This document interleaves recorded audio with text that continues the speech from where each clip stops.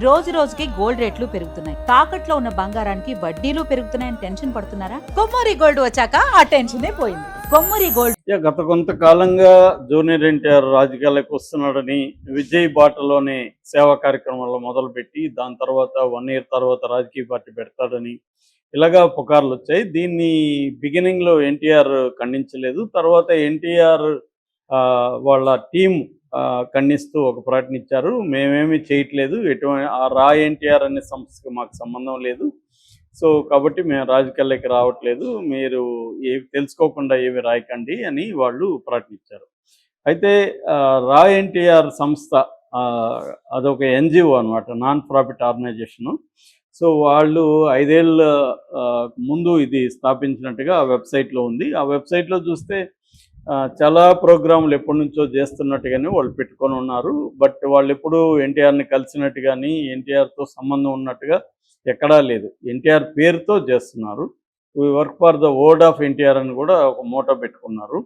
So NTR సంబంధించి అనేక కార్యక్రమాలు వీళ్ళు ఏవో చేస్తున్నట్టుగా అక్కడ ఉంది, వెబ్సైట్లో ఉంది.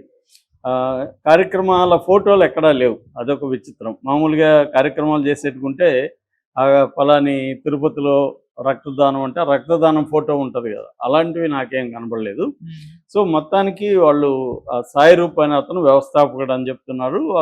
వాళ్ళు 100 కోట్లు పెట్టి మేము గ్రామాల్లో అభివృద్ధి చేస్తాం, ఊరు వాడ అనే ప్రోగ్రాం పెట్టి యువతని జాగృతం చేస్తాము, తర్వాత మన పల్లెని మనం అభివృద్ధి చేసుకోవాలనే కాన్సెప్టు, తర్వాత పల్లె నుంచి పాలకుల వరకు అంటే పల్లె కష్టాలని పాలకుల వరకు తీసుకెళ్ళాలి, ఇలాంటివన్నీ పెట్టారు. అంటే దీంట్లో కొంత పొలిటికల్ యాంగిల్ కూడా కనిపిస్తుంది వాళ్ళు పెట్టే దాంట్లో.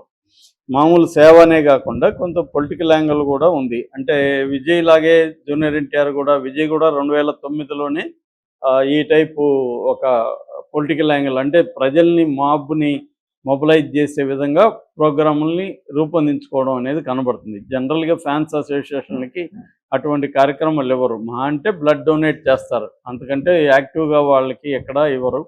కమల్ హాసన్ అలాంటివి కొంత చేశాడు, విజయ్ చేశాడు. విజయ్కి ముందు నుంచి ప్లాన్ ఉంది కాబట్టి అలా చేసుకుంటూ వచ్చాడు. ఇప్పుడు ఎన్టీఆర్ కూడా అలా చేయబోతున్నాడని, అల్లు అర్జున్ కూడా చేయబోతున్నాడని వచ్చాయి. అల్లు అర్జున్ వాళ్ళు స్పందించలేదు కూడా దాని పట్ల.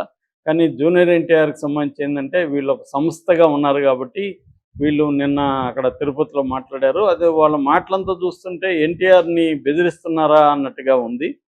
అంటే ఎన్టీఆర్ పట్టించుకోవట్లేదు, మేము ఎంత చేస్తుంటే కూడా ఎన్టీఆర్ స్వయంగా చెప్తే మేము ఆపేస్తాం, కానీ ఎవరో ప్రకటనిస్తే మేము ఎట్లా ఆపుతామని వాళ్ళు అంటున్నారు. ఎవరో ప్రకటన కాదు, అది ఎన్టీఆర్ టీమే ఇచ్చారు. ప్రతిదానికి ఎన్టీఆర్ చెప్పడు కదా, ఎన్టీఆర్ టీమే ఇచ్చారు.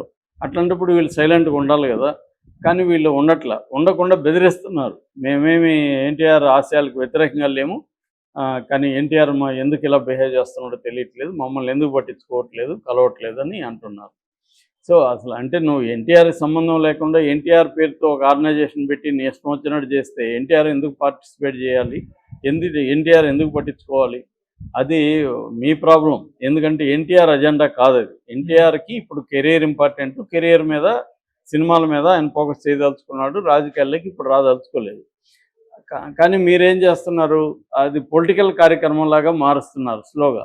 సో అది ఎన్టీఆర్కి సంబంధం లేకుండా మార్చి 100 కోట్లు అనే టర్మ్ ఎక్కడి నుంచి వచ్చింది? ఈ మొత్తం గ్రామాల్లో 100 కోట్లు పెట్టి ఖర్చు పెట్టి ఎవరు ఇస్తారు ఆ 100 కోట్లు?